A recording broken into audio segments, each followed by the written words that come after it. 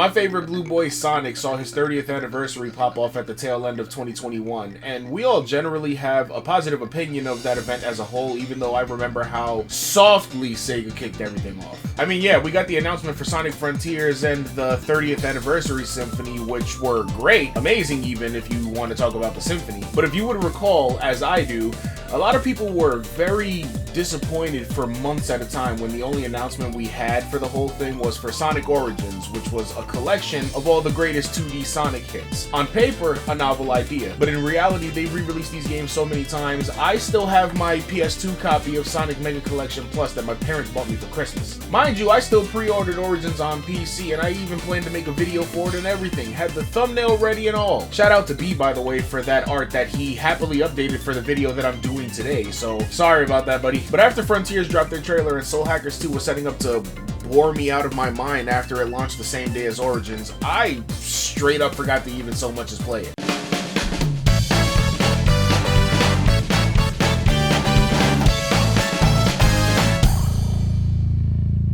In the time between then and now, I've heard mixed things about the whole package. In short, the games were still fun and the modernized additions to gameplay were appreciated, but for this, Sega traded the availability of other cheaper ports of these classics and they decided to replace some of the most iconic tracks from Sonic 3, which Yuji Naka, one of the creators of Sonic, randomly confirmed that Michael Jackson did work on the game's soundtrack. And I'm just gonna say it, they can claim that he got arrested because of an insider trading scandal over at Square Enix all they want. We all know why they really locked his ass up. And as I alluded to, it seemed that this package was overvalued, what with it costing $40 aside from some unnecessary DLC packages. I'm talking about it now though because it recently got the Plus treatment, which until I dug out that copy of my PS2 collection, I misremembered as a thing that started with Sonic Mania. And long story short, the main draw of this new version was that for the first time ever, Classic Amy was playable in an official capacity, which is admittedly super cool. I'm all for retro editions like this. The other selling point was that they added 12 Game Gear titles. Neat. So if you didn't buy the first release, I guess the pertinent question was, is it worth buying now? And if you already did, is it worth a $10 DLC? I think I'm gonna cut a lot of the fat from my usually preferred review format because at this point I don't believe I need to explain to you the premise or overall gameplay of 4 separate Sonic games from the 90s. The biggest thing here is the quality of the collection itself, and more importantly, is that enough to justify the price tag?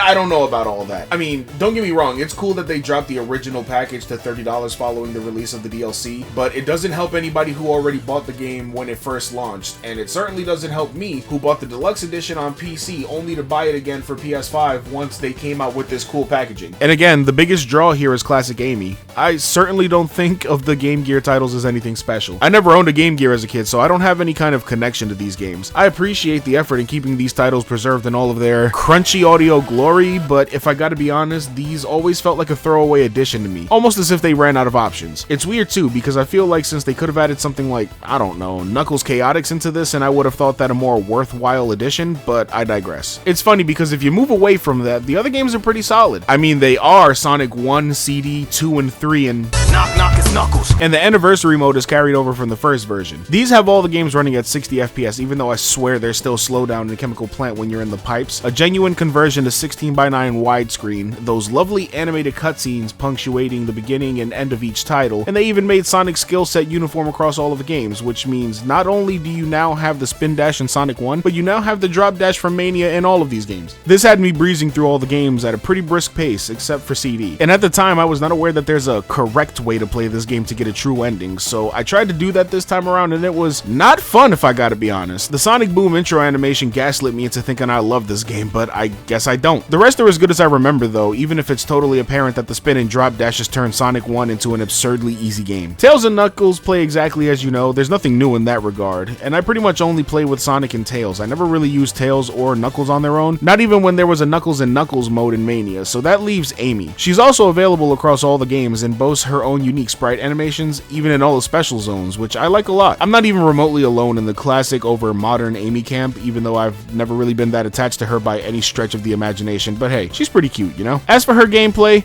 do you like Sonic? Because that's what you're getting. I mean, instead of the insta-shield shield from Sonic 3 she spins with her hammer to strike enemies. It's not invincible though, and you can still get hit if the hitboxes enter that inner circle of the sprite, so that's kinda mid. And her drop dash is entirely different in that she instead dashes while swinging her hammer. It's basically just as effective until you realize that the animation doesn't get along with slopes, so you can't really use it to pick up momentum via loops. That's disappointingly inconsistent, but still, she plays pretty fine otherwise. It's somewhere in between the original Sonic controls and the current iteration of classic Sonic controls, so she's still pretty fun regardless. But again, I ask, is that really worth another $10? It's a strong ask, even if they removed all other versions of the classics from the digital storefronts. Even at the current $30 price tag of the original version without Amy, especially with the randomly replaced music halfway through Sonic 3 that removed some of the best level tracks. Seriously, imagine not knowing this, getting ready to jam to that timeless soundtrack, and then as early as Carnival Night Zone you hear...